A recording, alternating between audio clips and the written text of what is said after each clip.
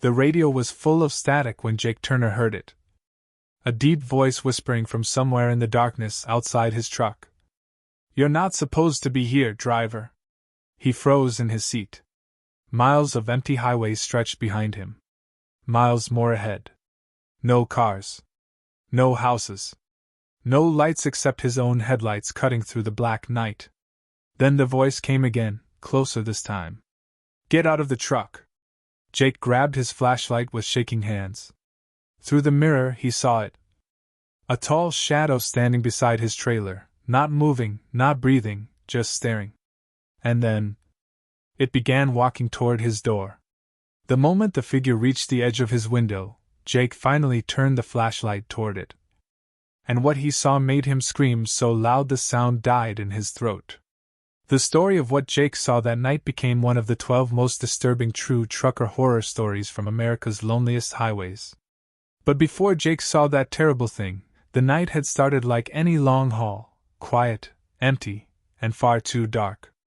Earlier that evening, Jake had been driving through a remote stretch of Highway 93 in Nevada, a road truckers call the Silent Mile, because you could go hours without seeing another person. Jake liked the peace. He liked being alone with his thoughts. He'd stopped at a tiny gas station earlier where an old man warned him. "Don't stop on that highway after midnight. People see things out there." Jake laughed it off. Truckers hear warnings all the time. By 11:45 p.m., the sky was a blanket of stars. The desert was calm. Jake hummed to himself, sipping coffee to stay awake. The road rolled out in front of him like a quiet river of asphalt. But 30 minutes later, things began to change. First, his radio cut out. Then his GPS froze. Then his headlights flickered for half a second. A strange smell filled the cab, like burned plastic mixed with cold air. Jake slowed the truck, thinking maybe his engine was overheating. When he rolled to a stop, the entire highway felt wrong. Too quiet. Too still. He stepped out to check his trailer, shining the flashlight under the wheels. That's when he heard footsteps. Slow. Heavy. Crunching the gravel behind him. When Jake turned around, something was standing only a few feet away from him. It wasn't a person. It wasn't an animal. It was something else entirely. And before he could run, it took one step closer. And everything went black. Jake didn't know how long he was unconscious. When his eyes finally opened, he was lying across his truck's front seat, breathing fast, his clothes covered in cold dust like he had been dragged through the desert. The first thing he noticed was the silence. No wind. No engines. No insects. Just the heavy, empty quiet of Highway 93. Jake sat up slowly. His truck door was open. His flashlight lay on the ground outside, still glowing weakly. Whatever had knocked him out was gone. For a moment, he wondered if he had dreamed everything. The voice. The shadow. The strange footsteps on gravel. But the ache in his shoulders told him the truth. Something had touched him. Still shaking, Jake reached for his phone. No signal. Not even one bar. He started the engine, relieved when it rumbled to life. He pulled back onto the road, telling himself, "Just get to the next town. Don't stop again." But the farther he drove, the stranger things became. The highway signs looked old, like they hadn't been replaced in decades. A fog rolled in even though it was a dry desert night. And every few minutes, Jake thought he saw movement in his side mirror, something tall and dark following behind his trailer, always too far to see clearly. Trying to calm himself, he turned on the radio. Static. Then a voice through the speakers, soft, crackly, and definitely human. "Driver, pull over. You are not alone." Jake slammed the radio off so fast the button nearly snapped. He drove faster. For a while, nothing happened. The night seemed calm again. A few stars peeked through the fog. The road straightened out. Jake finally began to think he was in the clear. Then he saw a small diner up ahead, a lonely little building with a single glowing sign. "Miller's Way Stop, open 24 hours. Jake almost cried with relief. A place with lights. A place with people. Exactly what he needed. He pulled into the gravel lot, noticing only one old pickup truck parked outside. The diner looked warm and safe inside, with yellow lights glowing through the windows. Jake stepped out, legs shaky, and walked toward the entrance. But just before he reached the door, he froze. Pressed against the diner's front window was a man's face. Long, pale, and staring straight at Jake. But the man wasn't blinking. He wasn't moving. His mouth hung open like he had been frozen mid-scream. And then, the man's hand slowly lifted and pointed directly at Jake. Do not continue yet. Wait for your command. Jake couldn't move. The man's face was right against the glass. His skin looked pale in the diner light, his eyes wide open, staring straight at Jake like he had been caught in the middle of a scream that never ended. Then the man's hand lifted, slow and stiff, and pointed directly at him. Jake's heart hammered in his chest. For a second, he thought about running back to his truck. Driving away. Forgetting the whole thing. But his legs felt locked to the ground. The diner door suddenly swung open with a loud creak. You gonna stand there all night, or you comin' in?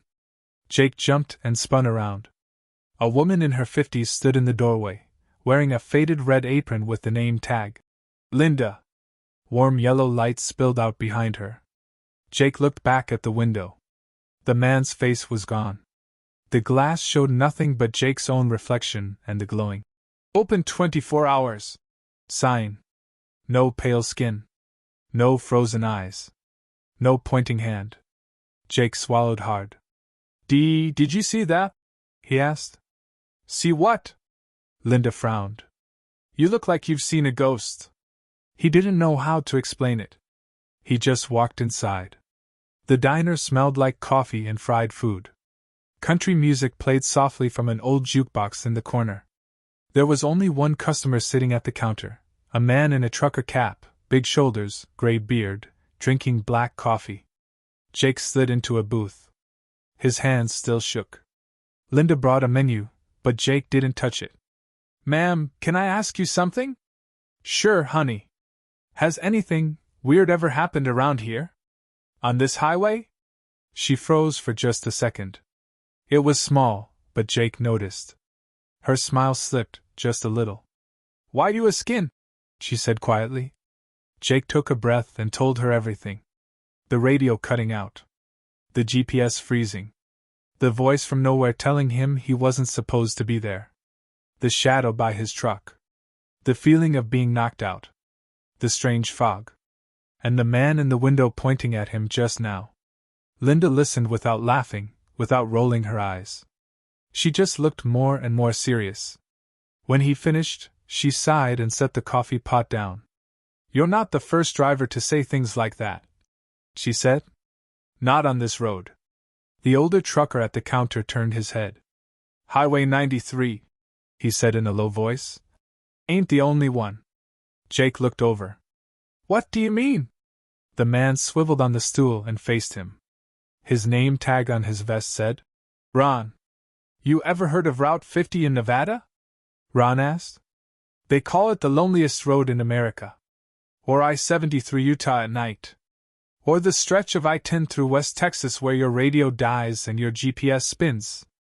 Jake shook his head. Ron gave a humorless smile. 12 roads. 12 stretches of highway across this country where truckers see things they can't explain.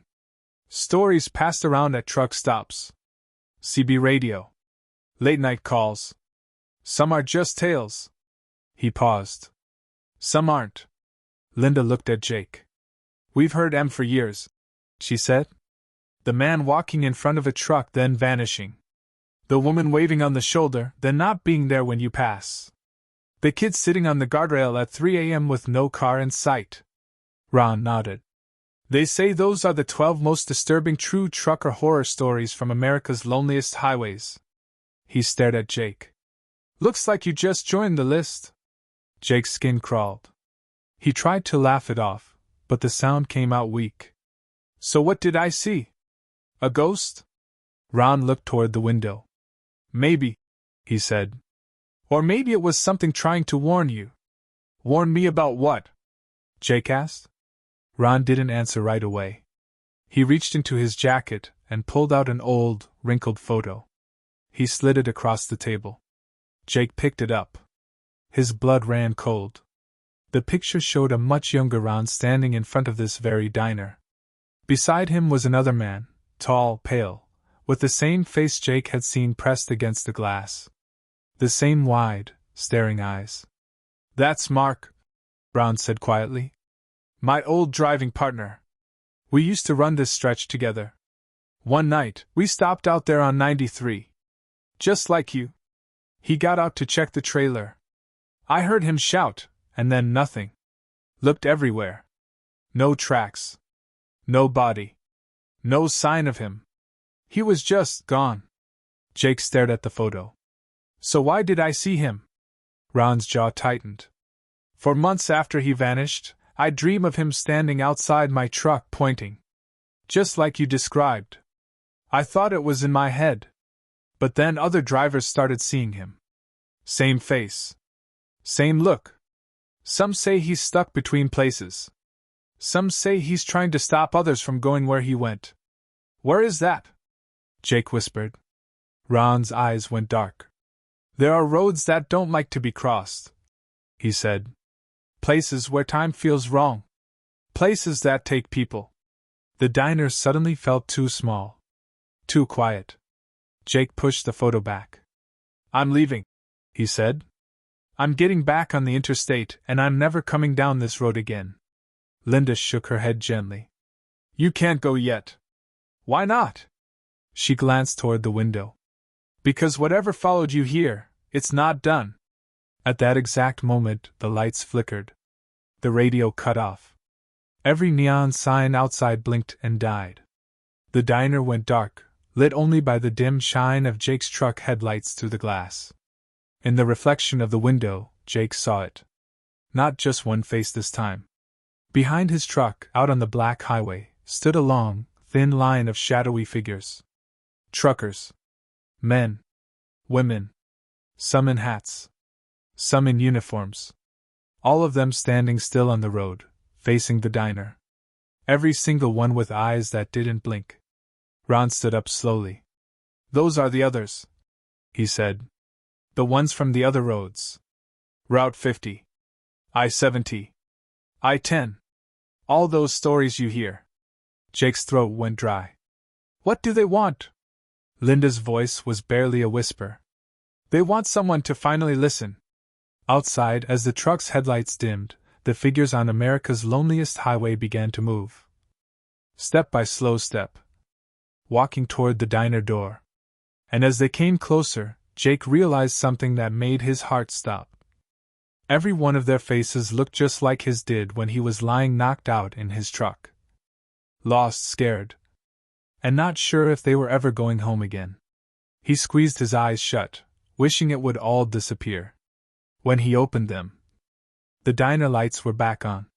The radio was playing. His coffee sat in front of him, still steaming. Ron was gone. Linda was gone. The diner was empty. Outside, his truck waited alone under the sign.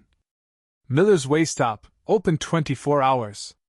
Jake stood up on shaky legs and walked out into the cool night. The highway was quiet. No figures. No shadows. Just his truck and the long, dark road. He climbed in, started the engine, and pulled away, leaving the diner behind. On his CB radio, through a burst of static, a man's voice came through. Breaker, anyone out there on 93? I just saw something on the side of the road. Looked like a trucker standing there, pointing. Jake reached for the CB, then stopped. He turned it off. As he drove toward the safety of the distant interstate, one thought stayed with him. Somewhere out there, on America's loneliest highways, 12 stories were still being told. And now, his was one of them.